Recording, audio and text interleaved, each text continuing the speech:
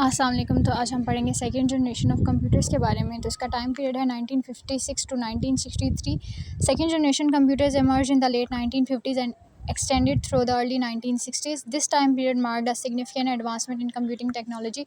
यानी ये जो टाइम पीरियड था इसमें कंप्यूटिंग टेक्नोलॉजी में बहुत सी एडवांसमेंट्स आई थी, characterize by the transition from vacuum tubes to transistors. यानी एक ट्रांजिशन एकदम से आई जिससे वैक्यूम ट्यूब्स की जगह जो है ट्रांजिस्टर्स यूज़ किए जाने लगे। ट्रांजिस्टर फंक्शंस लाइक यहाँ से ट्रांजिस्टर का रोल शुरू होता है, तो यहाँ पे हेडिंग भी आप लोग दे सकते हैं। Transistors functions like a vacuum tube. Transistors जो थे वो बिल्कुल वैक्यूम ट्यूब की तरह ही काम करते थे। इट वॉज फास्टर, ये ज़्यादा तेज़ थे, मोर रिलायबल, स्मॉलर, छोटे थे, चीपर, ख़रीदा जा सकता था दैन वैक्यूम ट्यूब्स की निस्बत। यानी वैक्यूम ट्यूब्स और ट्रांजिस्टर का यहाँ पे कंपैरिजन ही हुआ है। इसके बाद इसके फॉलोइंग करैक्टरिस्टिक्स आ जाते हैं। करैक्टरिस्टिक्स जो हैं वो किसी भी जनरेशन के बहुत इंपॉर्टेंट है, क्योंकि पेपर्स में करैक्टरिस्टिक के हवाले से ही सवाल आता है।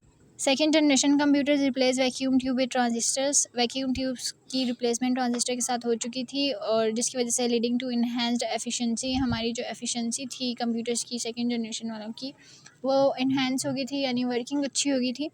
उसके बाद है the adoption of transistors resulted in reduction in computer size. यानी वैक्यूम ट्यूब जो हैं वो पहले हम पढ़ के आ चुके हैं, वो बहुत बड़ी थी कि वो इंटायर रूम की स्पेस ले लेती थी। इस वजह से जो सेकंड जनरेशन कंप्यूटर्स हैं उसमें जब ट्रांजिस्टर्स का बदलाव आया तो कंप्यूटर के साइज़ में भी जो है वो काफ़ी हद तक कमी आ चुकी थी।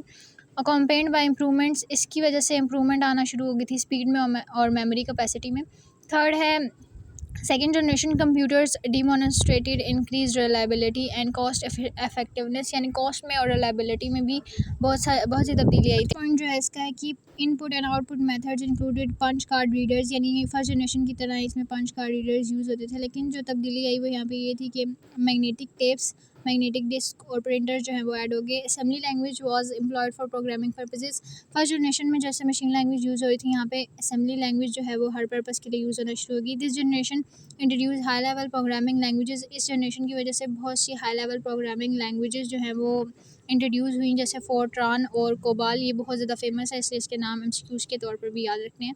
सम examples of second generation computer comprise जो है इसकी 3 एग्जांपल जो हैं वो आप याद रख लें। IBM 730, general electric GE 635 and control data corporation CDC 1604 computers, इनको रख लें। यहाँ पे हमारी सेकंड जनरेशन ऑफ कंप्यूटर ख़त्म होती है। मज़ीद जनरेशन्स को पढ़ने के लिए आप लोग मेरा यूट्यूब चैनल विज़िट करें। Thank you.